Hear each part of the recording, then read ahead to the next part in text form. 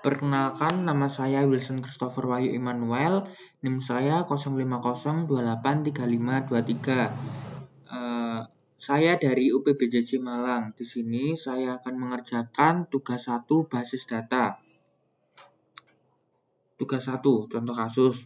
Pada sebuah perguruan tinggi, mahasiswa akan mengambil mata kuliah yang ditawarkan.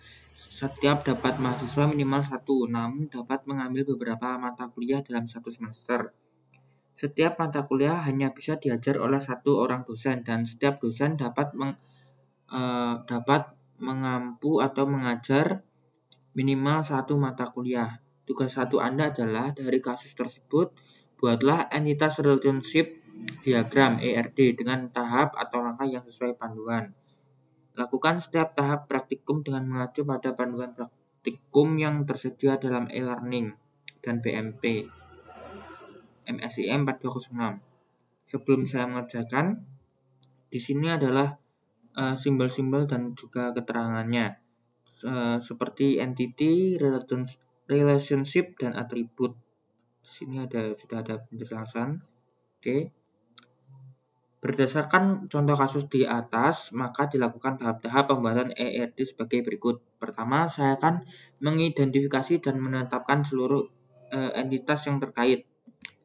Dari contoh kasus dapat diidentifikasi 3 entitas, yaitu pertama mahasiswa, dan yang kedua mata kuliah, ketiga dosen. Oke.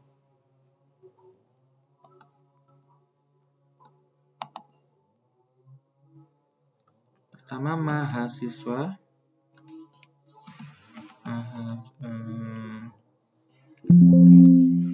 Mahasiswa.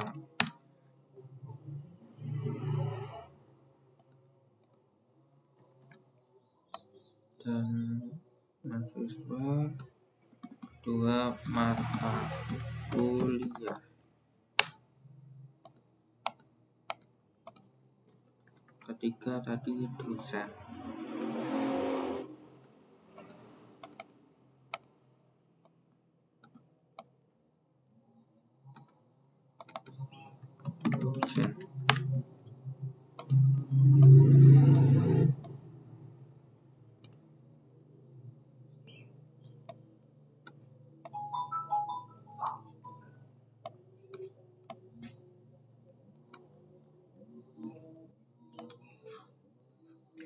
Yang kedua, menentukan atribut-atribut atau file dari masing-masing entity beserta kunci. Pada tahap 2, yaitu menentukan atribut dari entitas yang telah teridentifikasi pada tahap 1.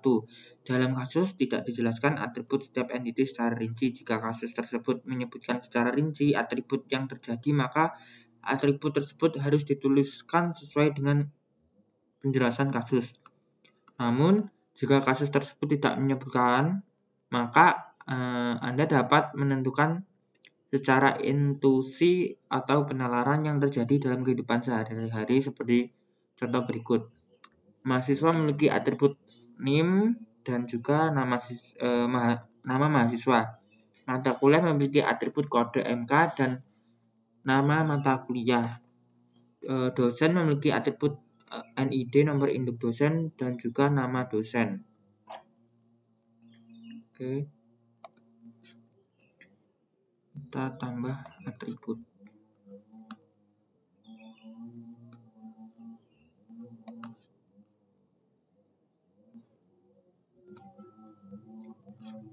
Tadi mahasiswa memiliki atribut NIM dan nama mahasiswa. NIM dan nama mahasiswa.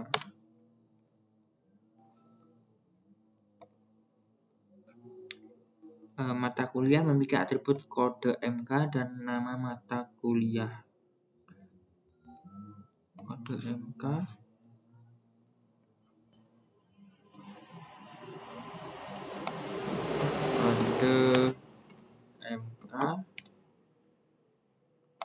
dan juga nama mata kuliah. MK. Dosen memiliki atribut NIT, nomor induk dosen, dan nama dosen.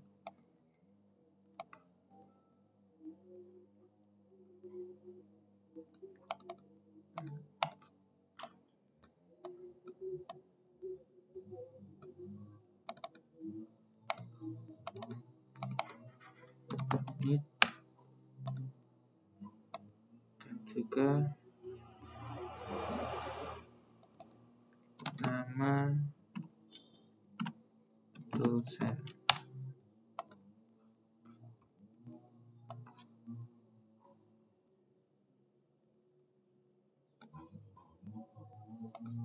Ini kita gabung.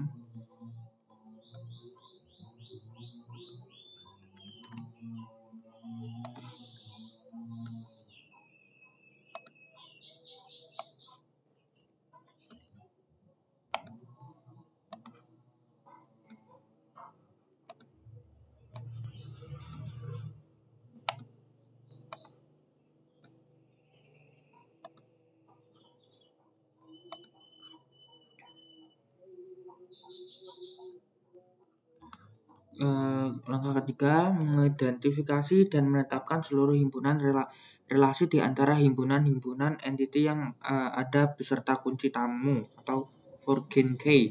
Setelah menetapkan entiti dan atribut, tahap ketiga adalah melakukan identifikasi relasi yang memungkinkan beserta kunci atau Forgen key dalam menentukan relasi.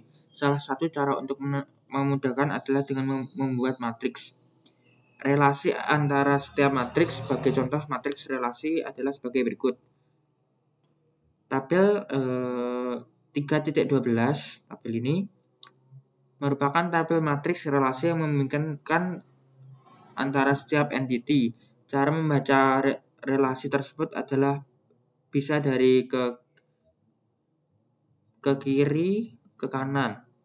Sebagai contoh, mahasiswa dengan mata kuliah maka akan menjadi meregistrasi, dosen dengan mata kuliah adalah mengajar.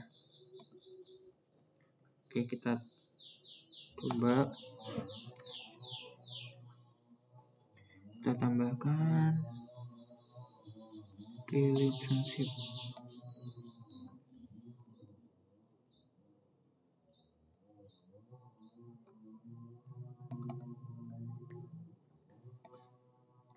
Ini tadi mahasiswa dengan mata kuliah, maka relasi terjadi adalah meregistrasi.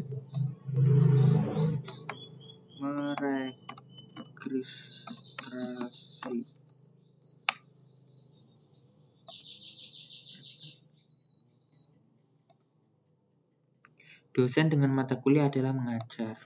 Dosen dengan mata kuliah adalah mengajar.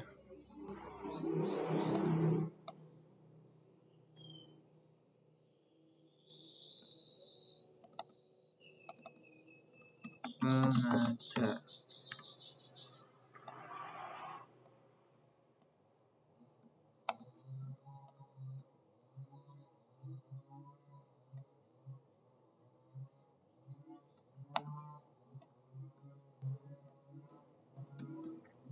Oke, lanjut.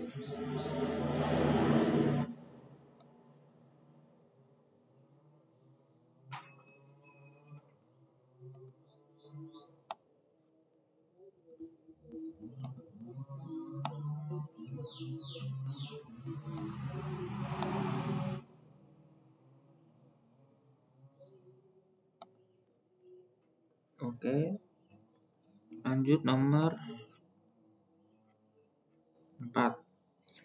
Menentukan derajat relasi untuk setiap himpunan relasi. Langkah berikutnya adalah menambahkan relasi sesuai dengan hasil identifikasi relasi. Untuk penambahan relasi dapat melihat pada tabel 3.12, tabel di atas.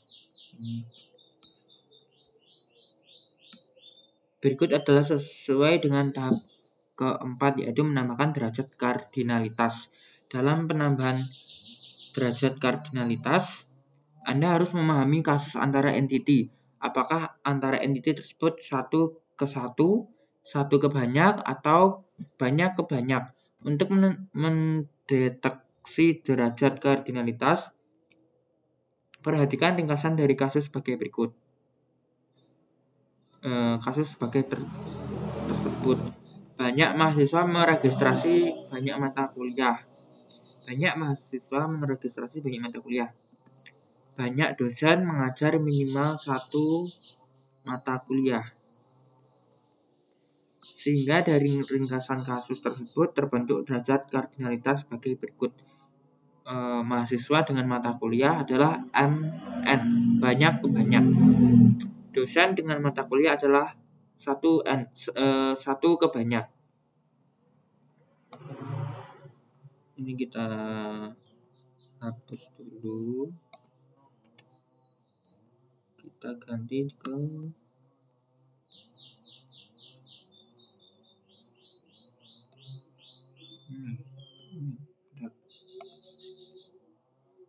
mahasiswa dengan mata kuliah adalah banyak ke banyak. Mahasiswa dengan mata kuliah adalah banyak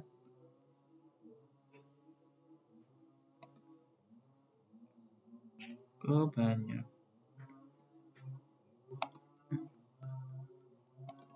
Ini kita hapus.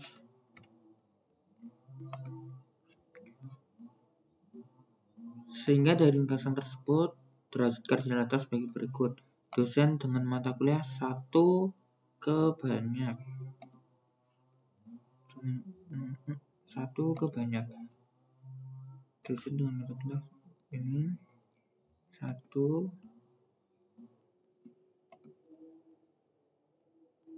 Dosen dengan mata kuliah banyak dosen mengajar minimal 1 mata kuliah. Berarti banyak dosen mengajar minimal 1 mata kuliah.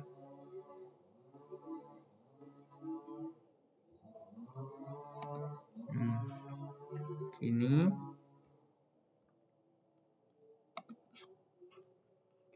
hasil dari penambahan derajat kardinalitas menghasilkan ERD yang saling terhubung dan tergambar lebih lengkap. Cara membaca diagram di atas adalah sebagai berikut. Cara membaca. Mahasiswa dengan mata kuliah dapat dibaca banyak mahasiswa meregistrasi banyak mata kuliah minimal 1 mata kuliah. Dosen dengan mata kuliah dapat dibaca 1 dosen mengajar banyak mata kuliah, namun mata kuliah hanya diajarkan 1 dosen. Dosen dengan mata kuliah dapat dibaca 1 dosen mengajar banyak mata kuliah, namun mata kuliah hanya diajarkan oleh dosen.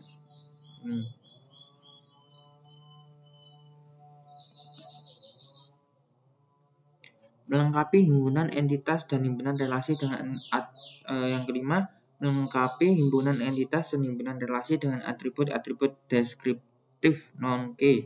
Untuk tahapan terakhir adalah tahapan kelima, yaitu melengkapi himpunan entitas dan himpunan relasi dengan atribut deskriptif non-K. Dapat Anda lihat relasi yang banyak ke banyak, yaitu antara mahasiswa dengan mata kuliah. Banyak ke banyak, mahasiswa dengan mata kuliah. Perlu di warning ini tulisan yang tebal. Jika relasi dari setiap entitas memiliki nilai banyak ke banyak, ini banyak ke banyak,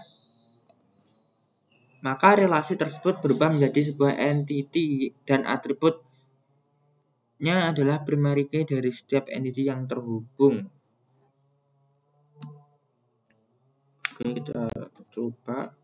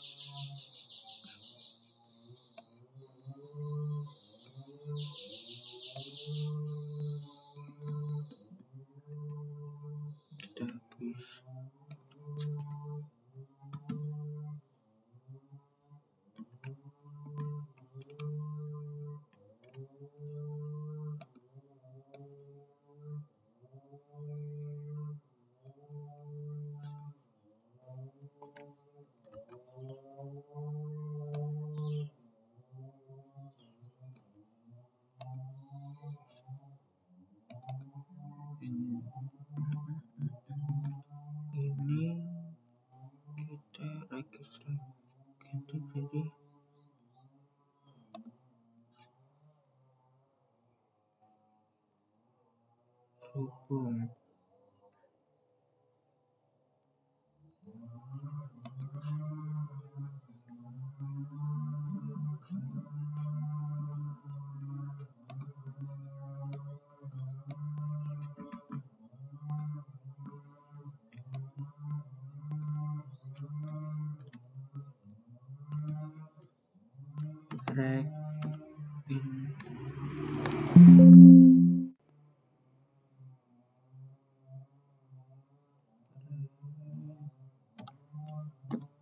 registrasi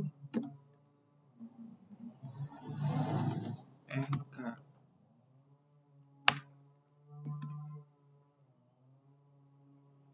Ini kita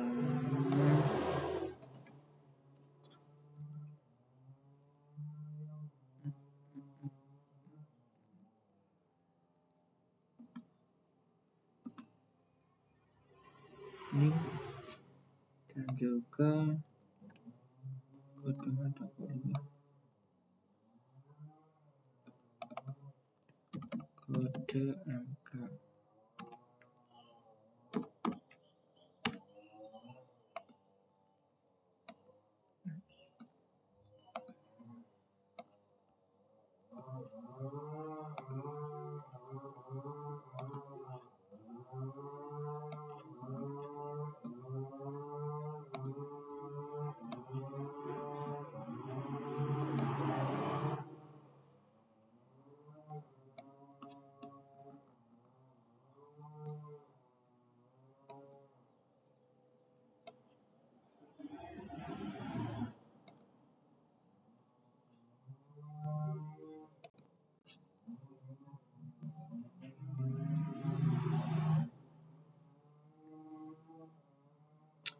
Di sini atribut primary key ditandai dengan garis bawah, maka di sini saya akan menambahkan garis bawah di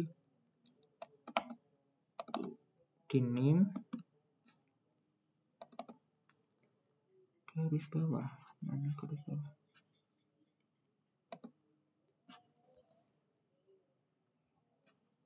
Kasih underline, name, kode MK, kode MK, udah.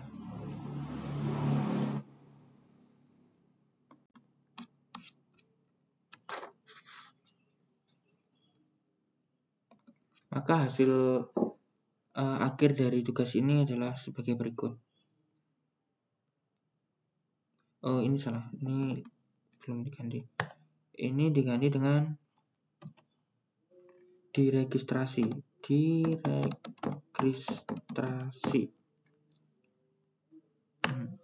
Oke.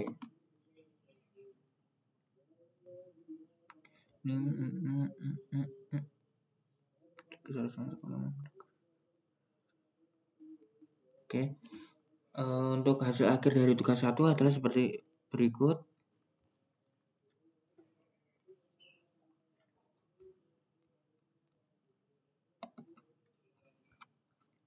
Sekian yang dapat saya sampaikan. Jika ada kesalahan mohon untuk dikoreksi. Saya akhiri. Terima kasih.